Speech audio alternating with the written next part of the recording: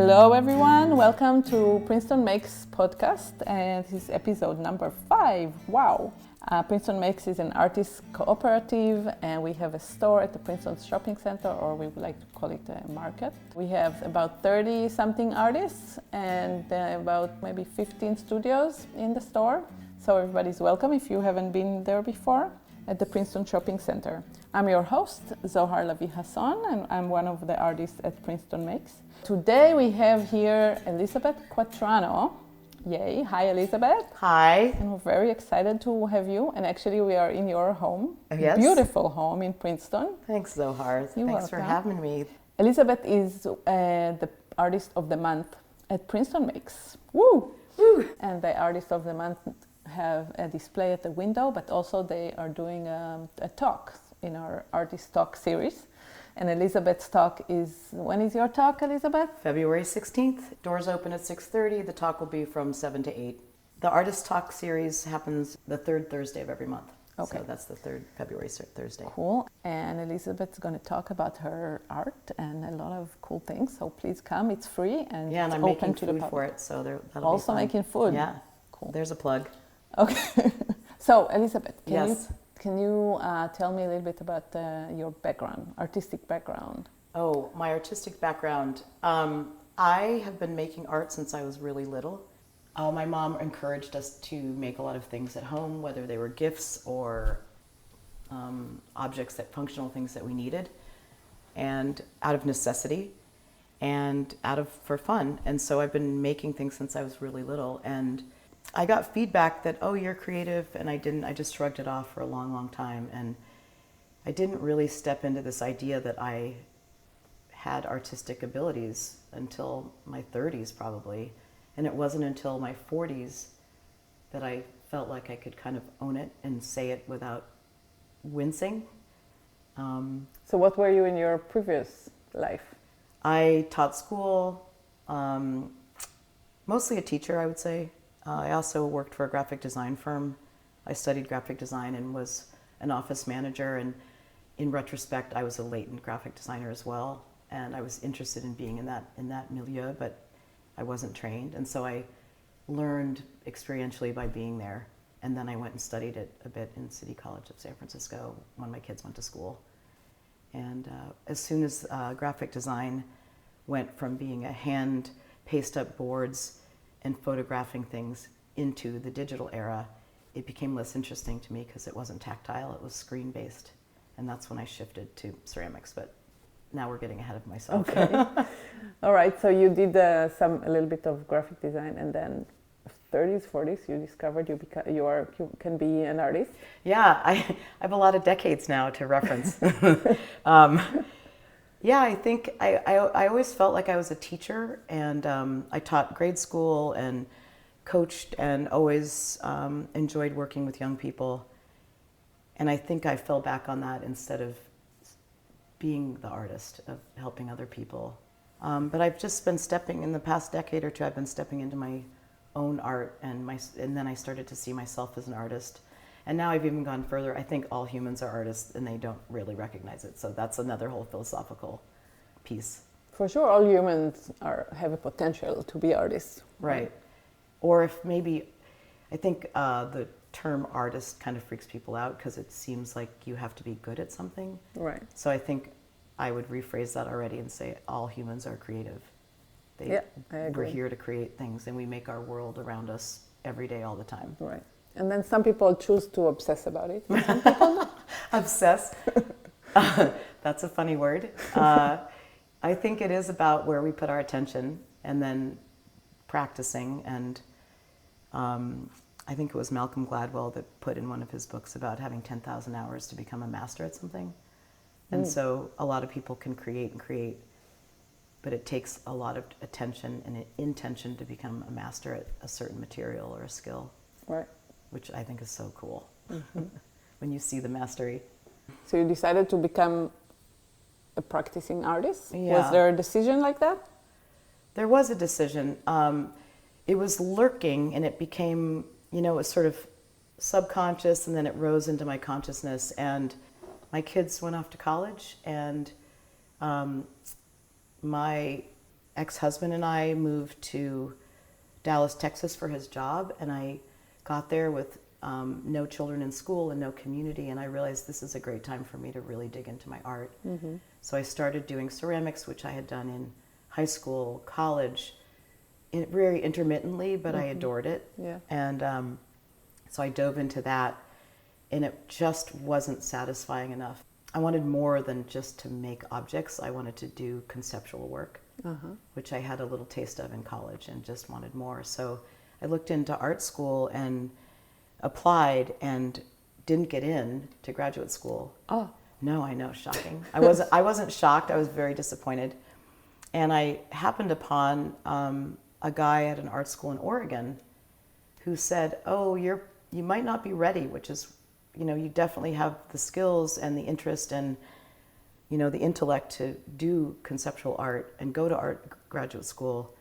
But he was worried that instead of establishing my voice and really developing my art in grad school, which is the point, that I would be stuck in the making. He didn't want me to be stuck in the production.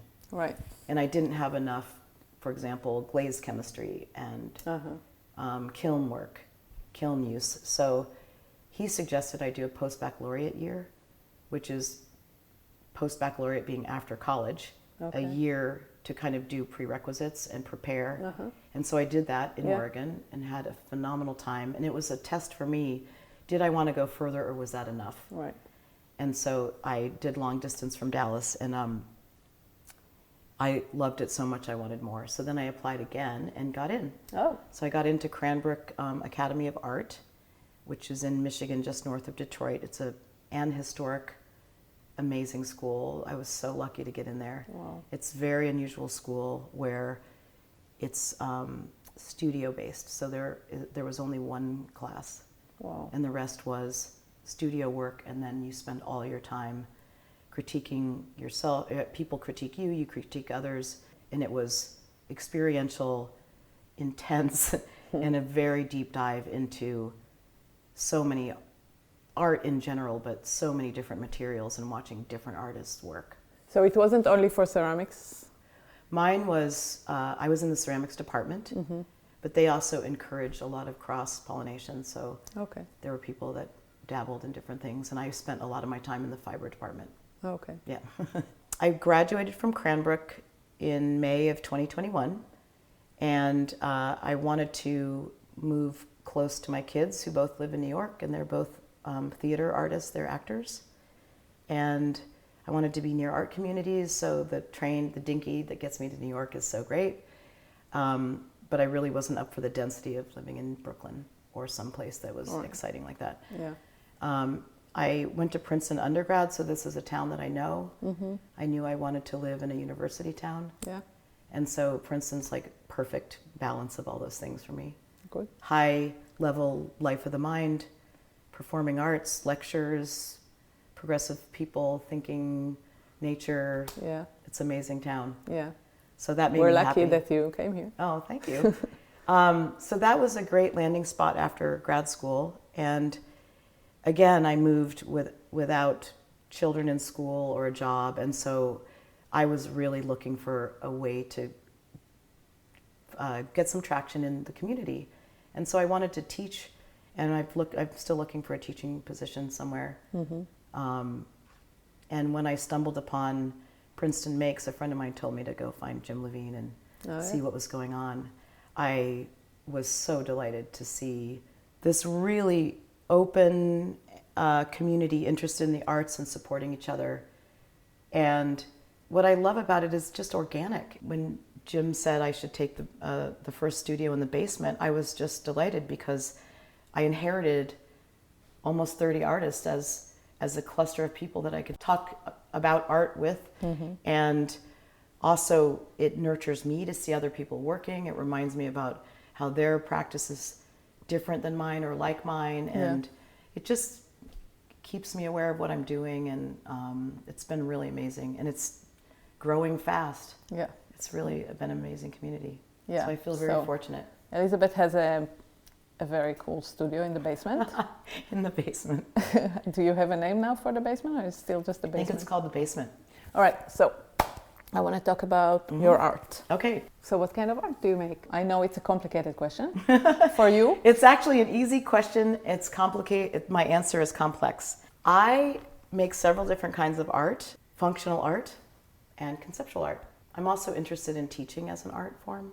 Over the years, I have been working with food and cooking and the art of the culinary art, I suppose it's called. And then I also, as a child, learned to sew, and I made my own clothes and have been making functional things out of fabric, like pouches to hang, purses, curtains, my prom dress, which I still have. Really? Oh yeah, I should bring it in so people can laugh with me. It's back in style. And then clay over the years. So I sort of have those three materials, food, textiles, and clay as my favorite materials. And one of the biggest lessons I got from being saturated with other artists at grad school was anything is a material. An idea is material, writing is material, thoughts are material, what do you call those? Zip ties are material, glue is material, Right. saran wrap, tape, not just the traditional materials that people think of for art. And so it started to blur the line, and it's been wonderful to stop thinking of the hierarchical materials of painting as the most fine art. And so it's been fun to level the hierarchy and just think about materials as something that's visible, that we put our hands on and transform in the most general term. So when you talk about like everything is material, you know what happens to me? I get overwhelmed Yes. and stressed out. Yes. So how do you approach it? In the beginning, it stressed me out, and then I started to think, isn't this diversity marvelous? And I realized I'm attracted to working with materials that are soft. And as much as I love wood and the smell of wood, chips and sanding, and I used to make furniture for a lot of girls my age in the 70s were playing with Barbie dolls. I know they still do. But I had all these Barbie dolls, and all I did was make furniture for them and houses. And I would go in the basement. My parents had no idea. I was using a saw and nails and thumbtacks to pin fabric on these little couches. So I upholstered these wooden couches for Barbie dolls. Cool. And this is all in reflection. I didn't know this about myself, that it was odd or interesting or funny. Yeah. Anyway, so now in hindsight, I realize I'm attracted to materials that feel good in my hands, and that in using them, I can zone out and not get hurt. So I pay attention when I'm loading a kiln or something that's hot, or the sewing machine, I don't want to break it or run my fingers through it, of course. Yeah. But most of the time, I'm just enjoying the feelings of things that I'm working with. How is your process of making art? Do you have a process, or is it fluid, or how does it work? Grad school really helped me identify what my process was, because we were asked to talk about it and compare it to other people. And I have an engineering sort of systems brain, I think, where I like to solve problems. And so if you give me a lump of clay, I have no idea what to do with it. Right, it has no body. It could become anything, and I feel overwhelmed. Yeah. So I usually need a problem to solve, or a challenge, or something to respond to get started. Yeah. So when it's food, I love cooking for people. So I think about who's coming, what I'm doing, the seasons. That's how I start making choices about what I'm making. Yes. And all art is a series of choice making. I guess maybe life too. That's a bigger topic for a different podcast. So I usually need some kind of challenge to respond to. And then I choose the materials. So maybe you can give us an example. Maybe the pocket things that they in the window. Oh, that's a great idea. Okay, so that's a fiber example. So I was teaching a class at Princeton winter session last January, and I wanted to teach the students how to use a sewing machine, this incredible tool, So then they could make whatever they wanted. I love this metaphor where you teach someone to fish, you don't give them a fish. Right. So that's one of my favorite things to do. That's how I try to teach everything. Yeah. The curriculum I designed for these students in this sewing class was for them to make a tote bag. And I knew that I'm interested in sustainable things and, the earth. And so I was looking at this mound of clothing that I had when I moved that I don't need anymore, all this grubby clothes that I wore to work in clay and things, and I don't need 49 of those t-shirts or jeans. So I thought, okay, we could transform clothes into tote bags and not rip up brand new fabric and buy anything. So I designed a class where they would learn to sew on the machine and then take all these used clothing, cut them up, and make tote bags. And so I wanted to give them a sample of what they could do with clothes. And so I started doing it myself. And I took my own clothing and cut up pockets and cuffs and interesting pieces of my clothes. And I was looking at sort of deconstructing my clothes, looking at the interesting construction, deconstructing and looking at construction. And I made this big wall hanging out of denim, which is my favorite fabric to wear. And I made sort of a patchwork quilt, if you will, but it's also hanging pockets made out of my clothes. And I suppose people have to see it to really grasp what I'm saying. On the poster, it's going to be. It's on the poster, yeah. And it's in the window until the end of February. Right. There's the plug. So it's like an old-fashioned stitching sampler where girls would do the cross-stitching to show their stitching skills. I don't know if you know this American tradition of learning to stitch and making knots and cross-stitching, and then they would do the alphabet to show their skills. Oh. And they're now vintage, these beautiful things. So it's sort of a sampler. It references how to show a sample of what I'm interested in showing the students. So I made a wall hanging that turned out to be an interesting art piece. Right. And it also functions. And then the secret to this piece is that when I teach this class to younger students, each of those pockets becomes a cell phone holder. Yeah. So they can check their cell phones in and pay attention. So that's an example of how I got started. And then once I was involved, I just lose myself I just make this big mess. I make way too many things, and then I choose from all the possibilities and edit down. Okay. So for me, it's subtractive. My process becomes subtractive until I get it to where I want it to be. So every work that you do is a very long process? Let me be more specific. No, it's You great. have this big, also on the poster, big vases. I don't know if to call them vases. It's a sculpture. Big sculptures.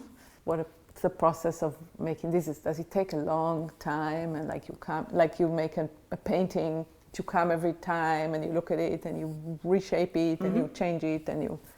So this is a great question. I particularly like it for me to talk about my work because I actually like to use the length of the process as one of the things that I toggle and choose.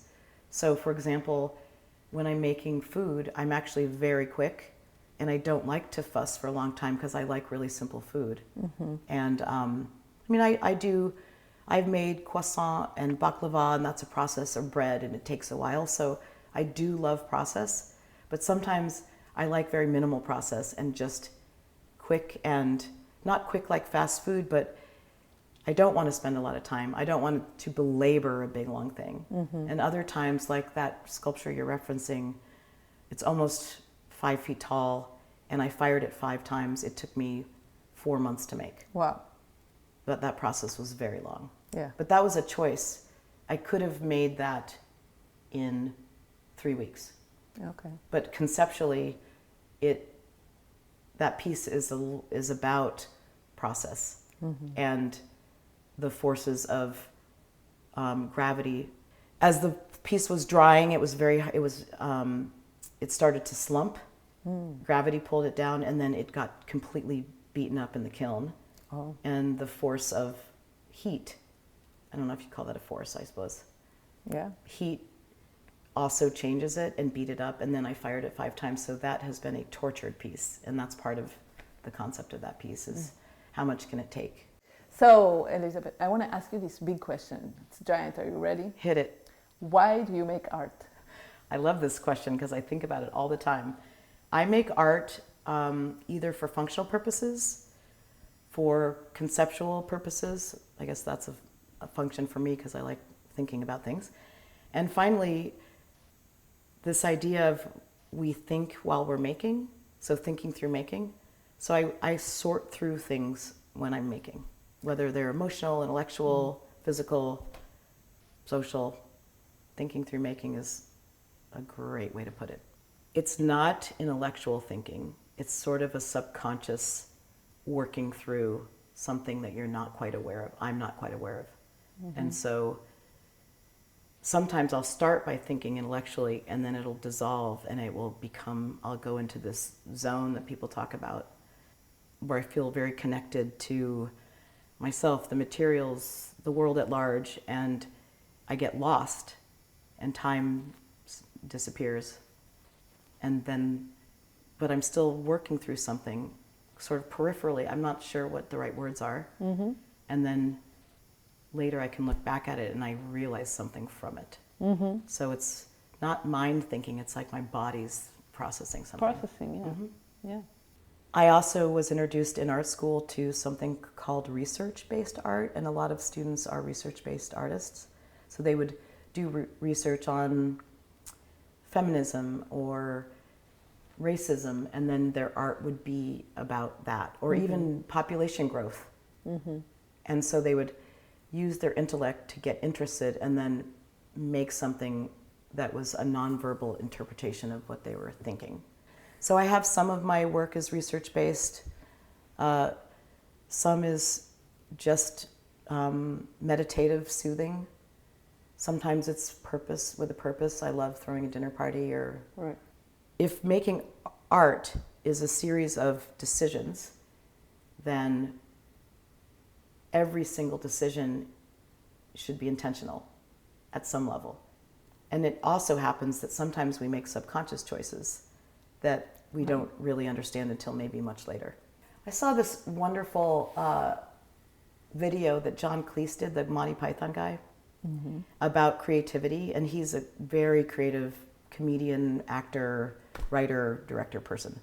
And he talked about his process, and I learned a lot. And that there are times, also Elizabeth Gilbert, there are times to lose yourself, and then there are times to be really intellectual. And so there are subconscious choices that happen in the process. But for example, when I thought a lot about what to put those pockets on, and the background is denim, not just because I like the fabric, but also because denim is a worker material, was made for heavy duty work, and pockets are on pants. So I wanted to reference that we wear these clothes, and that if it's a cell phone holder, these are pockets that would be on your pants, and the pants are now on the wall. So I could have put it on some random fabric that I had in my basement, or a shower curtain, something that was big enough. And I actively chose the pants, and it makes sense. So that was an intellectual. That was intellectual.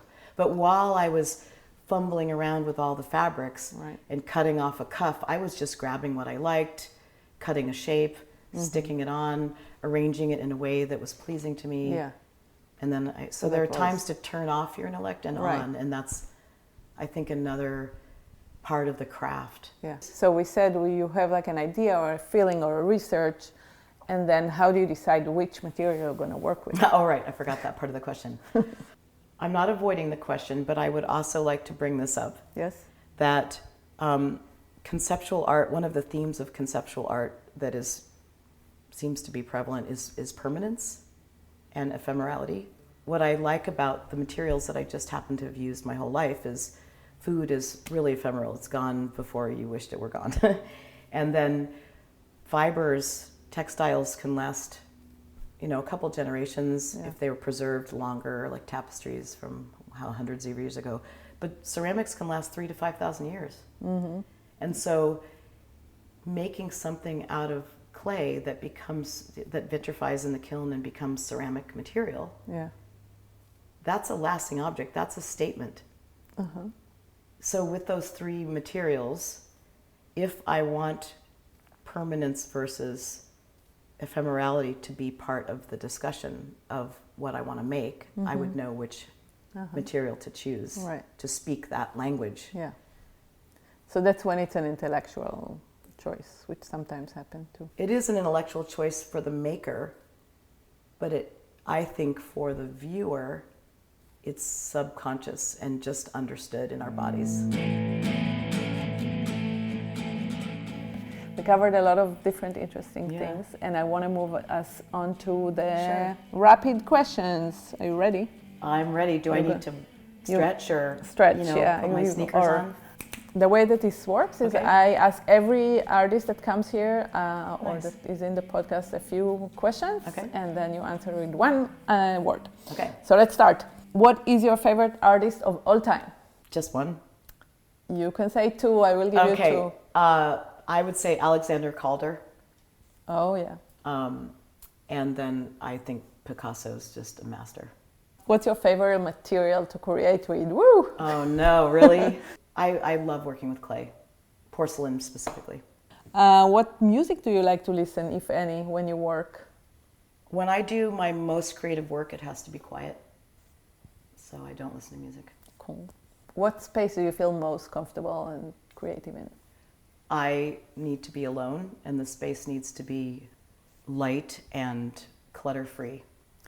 I don't have a space that's perfect yet, so I'm working on it. What is your worst artistic nightmare? This is easy. I was due for a critique in grad school my second year, and the stakes ramp up higher and higher. And the day before my critique, I opened the kiln of all the things that was going to be installed, and they had all crashed. It was a mountain of rubble. Okay, one word that describes how you feel when you create. Connected. Oh, I love that. Thank you. Perfect. Yeah, and I didn't even have to think. Okay, so that's all the questions. So we were going to wrap up, but first let me ask you how we can find you online. Oh, thanks. I am on Instagram at Elisabeth_Quatrano, and that's Elisabeth ELISABETH _QUATRANO, Elisabeth Quatrano. And there we can find your art, and also, my mom is one of our loyal listeners to this podcast, and she, every time she listens to the podcast, she's like, Zohar, you have to put the people's art on the poster, because we can't listen to them talking about art and not see what they make. Yeah.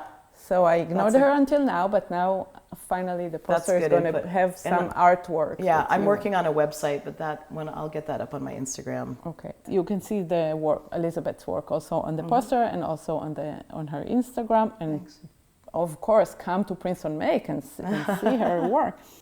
Okay, so I want to thank you for coming, or for hosting me in your house. Oh, well, for sure. And being a guest on our podcast. Thank you. Thanks for doing the podcast. It's a wonderful addition to our community, and I think it's important that we start talking about art all over the place, so I'm hoping that Princetonmakes can bring that to the Princeton community. Yeah, it's also really fun. Indeed. And interesting. Okay, so the podcast was recorded this time at Elisabeth's house, and our theme music is by Renata Pugh. I'm Zohar, Lavi-Hasson, your host. If you have any questions or comments, please email us to princetonmakes@gmail.com. Let us know if you want us to add your email to our mailing list. We have a lot of events here and fun things to see and do. Please come visit us. We're open Thursdays to Sundays between 10 and 6. So please come and support your local artists. Woo! Woo! Ding, ding, ding, ding, ding, ding.